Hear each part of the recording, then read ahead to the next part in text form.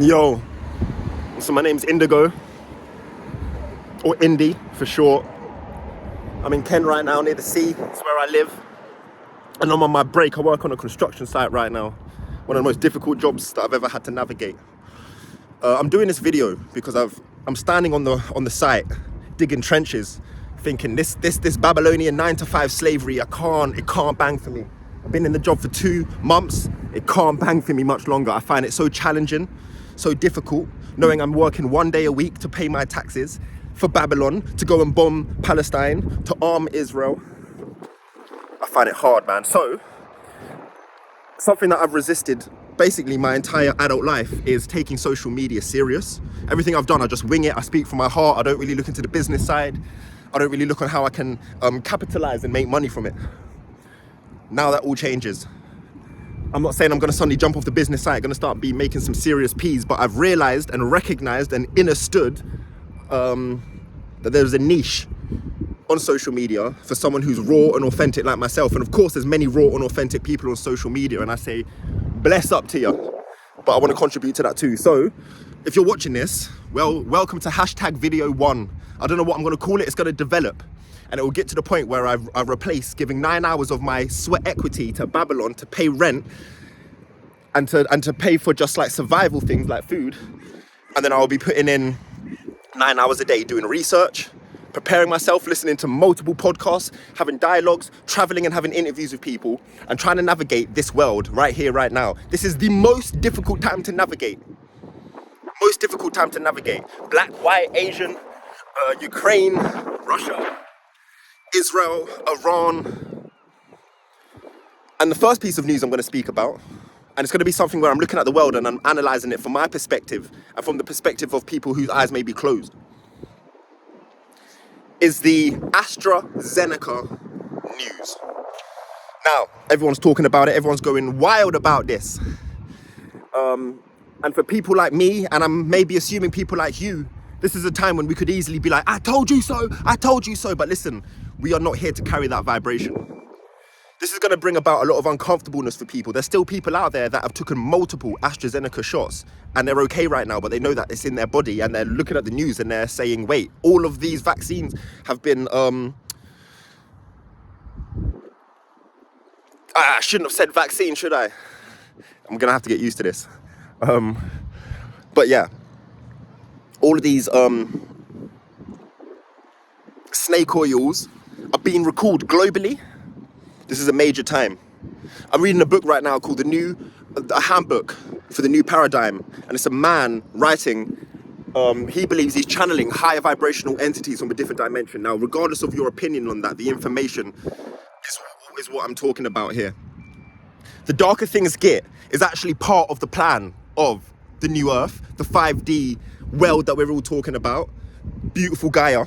Anyone that tells you spirituality and just being like happy, only doing yoga, only chanting is going to bring about the most incredible world, in my opinion, they're clapped. And I'll tell you why. The darkness has to surface. Disclosure has to come. There's going to be death, there's going to be confusion, there's going to be anxiety, there's going to be war. There's the Israel and the genocide which we're watching in Palestine. It is wild what's happening. And even though I can't say I agree specifically with Hamas flying over and shooting up people on October the 7th when the festival happened, which started, in my opinion, was some of the steps towards World War III.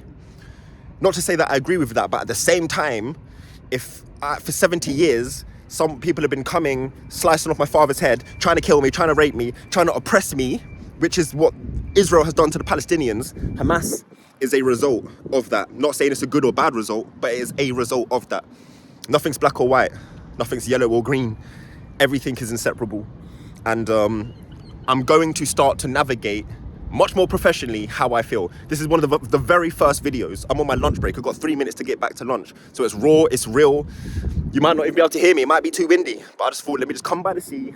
Actually, let me just touch the sand one time, ground it, and we'll take it from there. And I'll be taking on sponsorship. I'll also be promoting products that I've personally used and then giving out my affiliate code. And I think I'm going to just start to take this more serious, because if I can give, like I said, 9 hours a day to a job which I absolutely hate. I'm not to sound disrespectful to anyone doing groundwork, but I didn't go to school and college to be digging trenches. And my brain and my deeper soul, I never chose specifically or wanted to be working in a job where everyone, bar maybe 2 people, only speak about their holiday or what holiday they got coming up, or the football scores, or betting, or crypto. The crypto stuff I can kind of find interesting, but they're not trying to, these men at work, they're not really trying to learn about crypto because they recognize that the economy is about to drop and that they're trying to be trailblazers. They're all trying to get out of this job with a quick fix. That's not what I'm in crypto for. I'm in crypto for decentralized, passive money, which will create generational wealth for me and my family. Very different vibration. Anyway, so much love and respect from the seaside right here in Kent. Thank you for watching my number 1, #1 video. And let's see how this grows. And please share, please like, please support, especially at the very start of this. If you resonate with me, with anything that I say, my rawness, my authentic energy, which I know that I have in a world where there's so much clones, so many people are scared to be the nail that sticks up. I'm not. I'll die for my beliefs, and I'll die knowing the most important thing I can do right now is what my neck tattoo says: cast off the transient version of ourselves and reveal who we truly are. So that being said, like and subscribe. Please share the ting. Drop a comment about what you think about the ASTRAZENECA. Drop a comment about what you think about me doing daily videos. If you think I can actually trade in working as a slave, sweat equity, and at least start to make money doing something which contributes to the transformation of society. If you think there's something important me and you can discuss, send me a message. Let's talk. Like I said, I'm down for the interviews, serious interviews. And if you know me, you know I've been doing it for a long time, but I've been doing it for other people's channels, or I've been trying to do it growing with friends. Now, I'm putting in all this energy into myself. All of it. And all of this 9 hours working on some Babylonian building site, all of it is going into me soon. And it starts right here, right now. There was a book called Think and Grow Rich by Napoleon Hill, and it says, when you get a divine spark, when you get an idea, which I've got today, move straight, go. Obviously, if you need a little plan, do the thing, but just go. Don't overthink it. Don't overthink it. Sometimes when you start thinking, you actually step out of Buddhahood. Buddhahood comes from the heart.